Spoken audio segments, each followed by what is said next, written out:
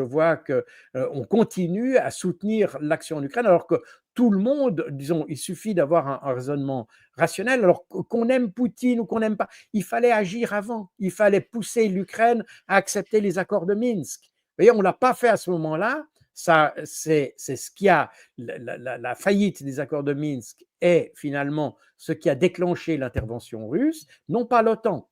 L'OTAN, c'est une affaire politique que les Russes ont toujours voulu résoudre de manière diplomatique. Mais ça fait partie de cette toile de fond qui a contribué à. Donc ça, c'est une chose très claire. Mais l'élément majeur qui a poussé la Russie à intervenir, c'est finalement que les accords de Minsk ont été bafoués. C'est ça la ligne rouge pour les Russes. Et cette ligne rouge, on savait que c'était une ligne rouge. Or, personne n'a fait quoi que ce soit. Alors aujourd'hui, on a beau jeu de dire oui, mais si Poutine, si on fait la paix avec Poutine, c'est qu'il a gagné, etc. Il fallait y penser avant.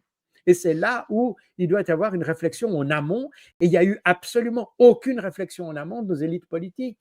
On a poussé le bouchon si loin que la Russie est intervenue. Maintenant, il faut assumer les non-décisions qu'on a faites au moment des accords, dans les moments qui ont précédé, si vous voulez, le 24 février 2022.